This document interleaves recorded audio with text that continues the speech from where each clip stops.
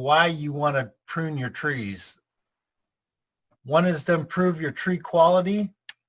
And if you prune them, it's going to send the energy to the tree to help it grow better. And it's going to get rid of unwanted branches that are growing. It's going to open up your light channels, open up wind channels, and it's going to make the tree overall more healthier. So it will improve light penetration. It's going to increase air movement through the tree, so minimizing diseases. And it can, if you prune it properly, you'll increase the strength of your branches.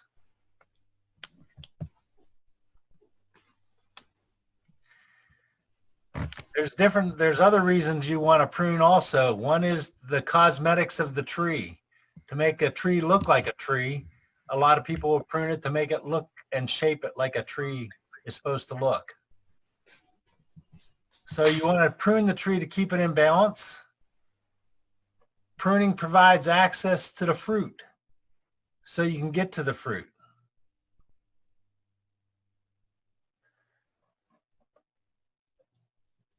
If you're pruning the tree properly, it's going to open up the light channels and the wind channels, and it's going to reduce insect and disease damage.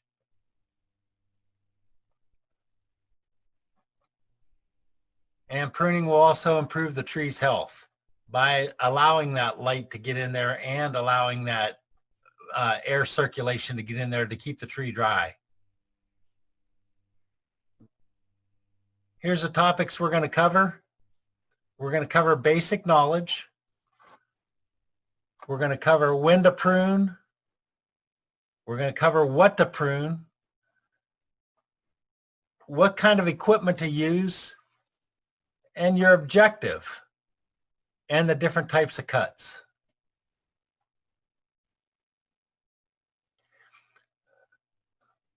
So this picture here is just a basic picture of a branch. If you look up on top, you can see a terminal bud up there. The next line down is leaf buds. So there's going to be leaf buds forming. And then if you look down on the third line down there, it's last year's growth ring. And then the final line is fruiting bud on a spur. So those are some of the things you should recognize on all branches if you're looking at a branch. Here's something kind of interesting that really helps out. Your limb angle regulates growth. So vertically positioned shoots encourage strong vegetative growth, but produce fewer fruit buds. However, your horizontally positioned shoots do a weaker growth at the tip, but produce more fruit buds. So that's kind of interesting to remember. Tree pruning. When do you want to prune a tree? The best time to prune trees is dormant. There's also summer pruning, and there's also exceptions to every rule. So we're going to cover all three of these. Yep. So dormant pruning is done during the dormant season, and it tends to have an invigorating effect on the tree growth. So when you're pruning, all the sap and all the energy is down in the rooting system during the dormant season. So once you prune, and once that tree becomes active again, it's going to start sending all of its auxins up the tree branches and to the places that you have pruned. Summer pruning. This is what we're here talking about, is pruning done during the peak growth seasons. So when you do it in the summer, you're going to slow the growth of the tree down by removing leaves that manufacture nourishment. However, too much summer pruning can damage a tree, so you have to be careful when you're pruning it. A lot of people will prune in the summertime to control the height of a tree and to control the shape of the tree. Make sure it's basically looks like a tree. So these are two of the basic times you want to prune trees, is dormant and summer. If you do pruning during the post or pre-dormancy periods, you're likely to cause damage to the tree and you could cause disease to the tree. So you have to be very careful there. Pruning during the spring and fall is generally the least desirable time, as the plant is most vulnerable during these times. And just for your knowledge, the most type of trees that require pruning yearly are fruit trees. They're the ones that give the most vigorous growth.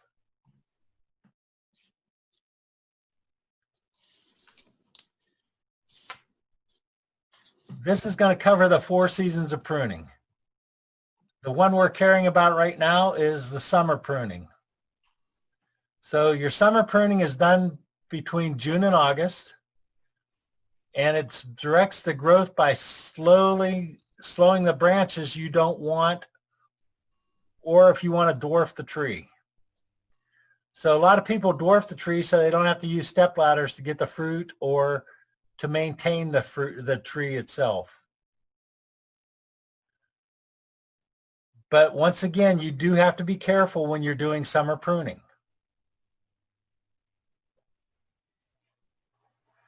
You could end up stimulating the growth of the tree, which was what a lot of people want to do. But if you prune it too late, the cut has a good chance of not hardening off before the cold weather starts getting here, and you could cause damage to the tree. So if you're going to do summer pruning, make sure you do it early. I would recommend in the June timeframe.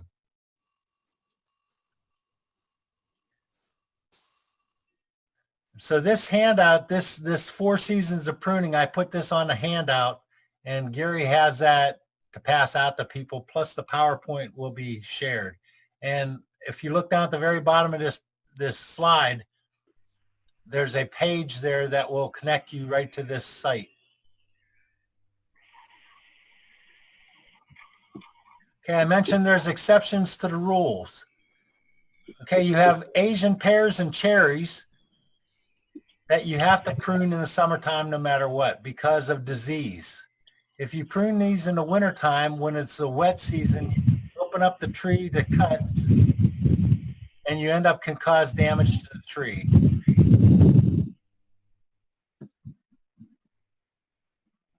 The big question is, how do you see what to prune out while the tree is leafed out?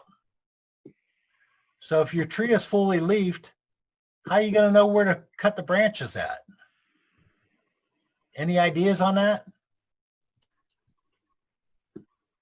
Yeah.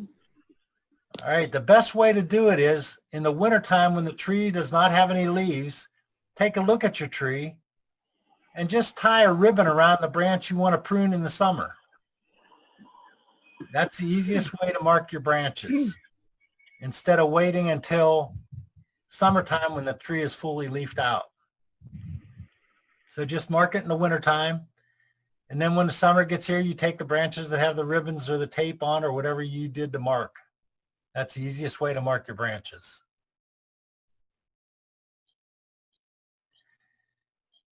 Okay, fruit tree pruning. The easiest way to remember the different types of pruning is the 4 Ds. If the branch is damaged, you want to remove it. So a broken branch is shown on number 2. So if you fall down, look at number 2, you can see the branch is broken.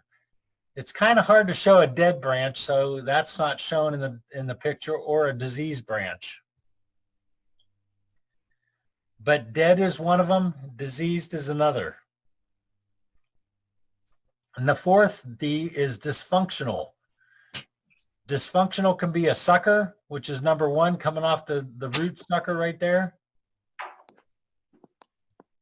A water sprout, which is number 3. That's coming off right next to the main trunk of the tree. Interfering branches. If you see interfering branches or crossing branches, take those branches out so they don't mar the tree or damage the tree. That's a sucker. Any branch going upward or any branch going downward, you can remove. And as number 5 up there, you see there has a double leader. Get rid of the double leader, only have a single leader up there. So take the one double leader off. So that's kind of easy on the easiest way to remember what branches to take out of a tree. And if you start removing those branches, chances are you'll be down to your 33%. It's only recommended to remove 33% of a tree at one time in a year's time. Don't go more than that.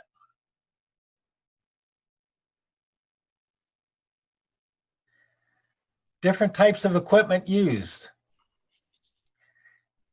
Up top, you see a pair of pruners. Off to the left on the bottom, you see loppers. There's chainsaws, bow saws, pole saws. And I recommend using a fruit tree, an orchard ladder. That's the one that has like a tripod. And if you look down at the very base, it has flat spots on the feet where you're climbing up the ladder. So when they sink into the ground, there's a permanent, gives you more surface area so the ladder doesn't sink.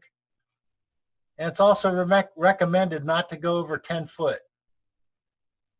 If you do higher than 10 feet in the air, you want to make sure you call somebody else to take care of it. That's just a recommendation so somebody doesn't get hurt or fall.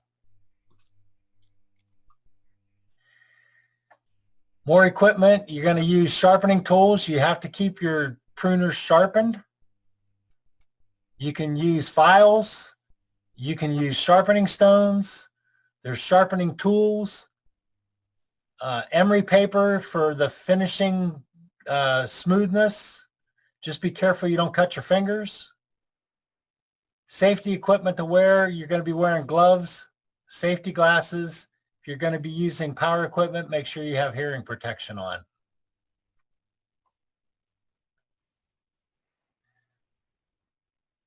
After your cuts, you want to make sure you disinfect your loppers, whatever equipment you're using. You can spray alcohol on it. You can use a Lysol, Pine Sol. 10% bleach solution can be corrosive. You got to be careful using it. So if you do use a 10% bleach solution, make sure you lubricate your tool after you put that on.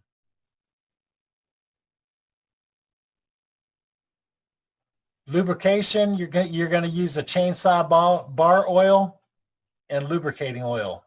WD-40 works fine for lubricating your pruners after you've sharpened them.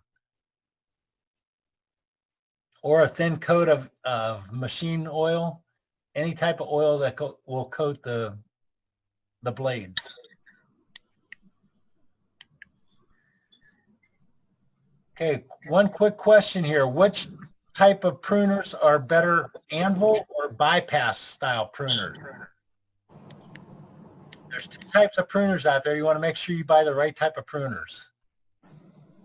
So if you see an anvil pruner, which is on your left, I'd stay clear of those. Make sure you use a bypass pruner. And here's the reason why.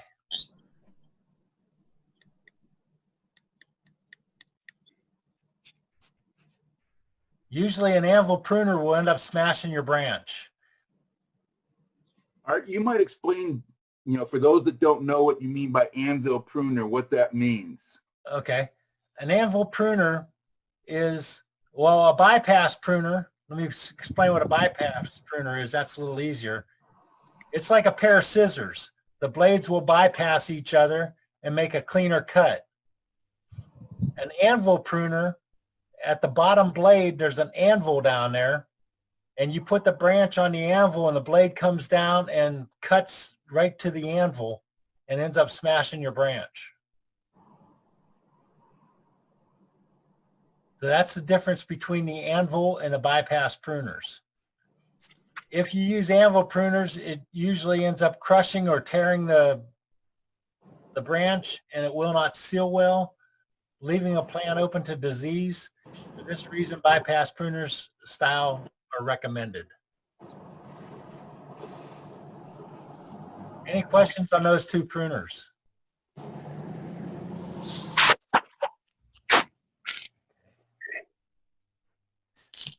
Okay, your objective. We said earlier the objective. So whatever you want your tree to look like, that's the way you want to prune.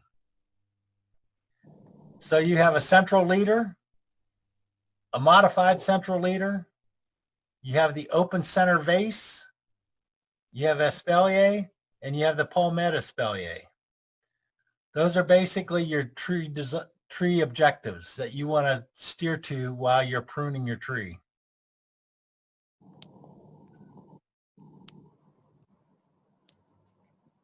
So when you're doing your corrective pruning for your central leader, the correct way to do it is as the diagram shows up on top here.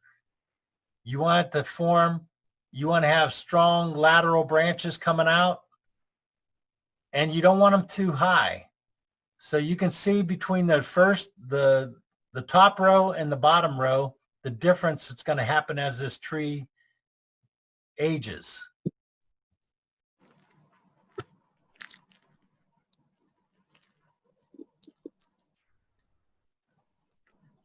Okay, a lot of people buy whips. So when you buy a whip, you want to plant the whip. You want to check out the buds. A whip is just a stick, basically. It looks just like a stick. It's a tree that has a rooting ball at the bottom, and you're going to plant this stick in the ground. And you want to make sure it's above your rootstock. As you can see down at the very, very bottom where it's been grafted, you want to watch your graft. And that's right below the bud number 1. It's like a diagonal looking graft down there. You want to make sure that graft stays above the ground. Then you're going to count up. You got your first bud, your second bud, and your third bud. And it says here you want to put a nick in there. So that's going to, if you put a nick in below that third bud, that's going to encourage the hormones and the auxins to go to that third bud and make it stronger. And then up at the very top, you're going to do a cutoff. So that is going to, you cut that tree off approximately somewhere between the 30 to 36 inch above the ground. And you want to make sure you do an angled cut on that. And also do the cut away from the bud if you're close to that third bud. Now this is when you're planting your trees this is basically in the springtime when you're putting your new trees in. Yeah.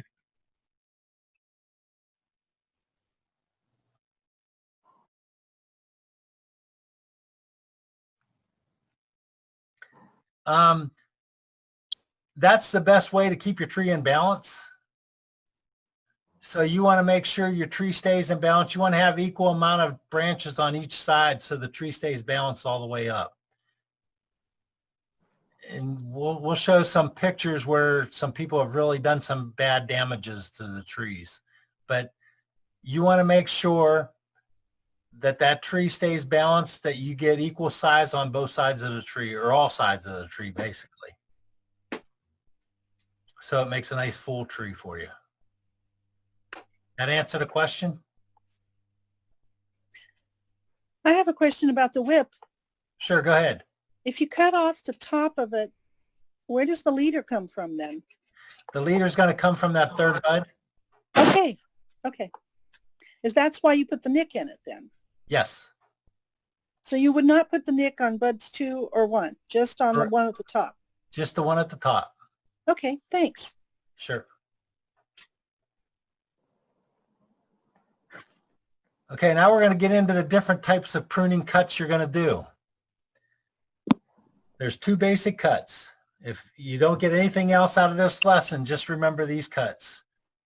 One is a thinning cut,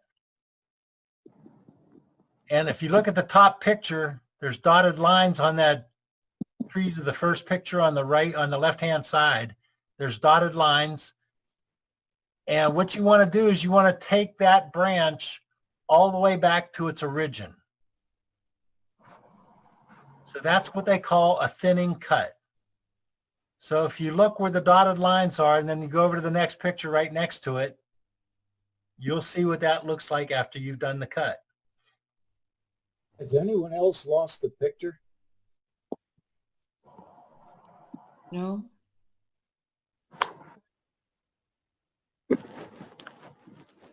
Okay, I might have to bounce out and come back in. Okay. All right, so thinning cut, you take the whole branch out or shoot back to its origin. And what this does, it opens up light channels, and this will also increase your fruit production and quality of your fruit. Okay, now if you go down to the next line is a heading cut. And once again, you'll see the dotted lines are going to show you how you do a heading cut and then the results of a heading cut. So a heading cut cuts off part of the branch or the shoot. So you're not going to follow it back to the origin. You're just going to cut it somewhere in the length of that branch, wherever you feel you need to make a cut at.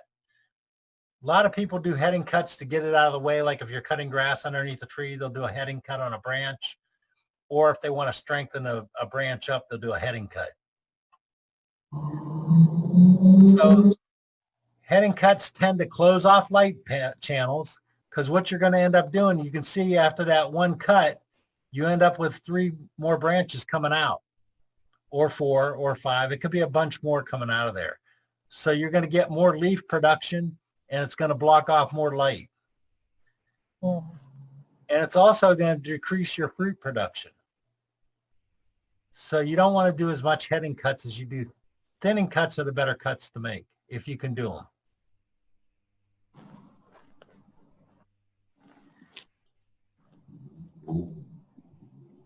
Here's the results of thinning cuts, and there's the results of heading cuts. A quick diagram on both of those and how you do each of the cuts.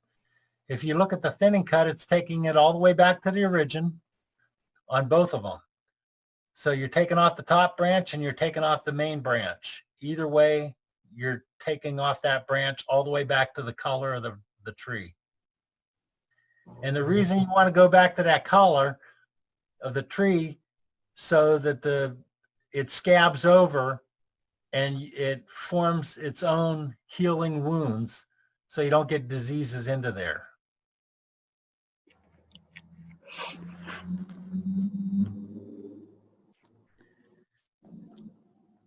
Okay, why would you want to do a heading cut? Here's an example of doing a heading cut, and there's what it's going to look like after the heading cuts. So you're basically making a tree look like a bush.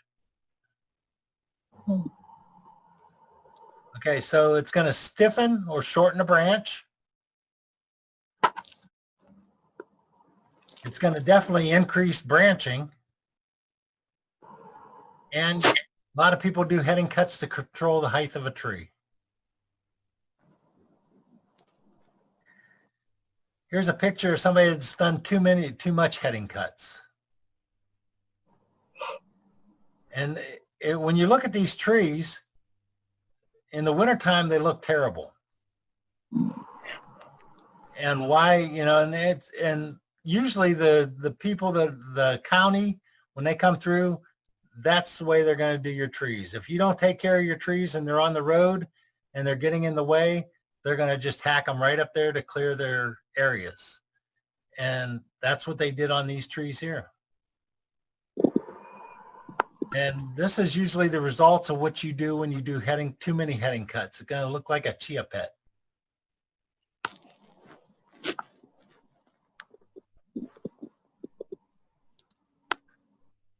Techniques, you want to do flush cuts, make no stubs. If you make stubs, you're going to end up with suckers.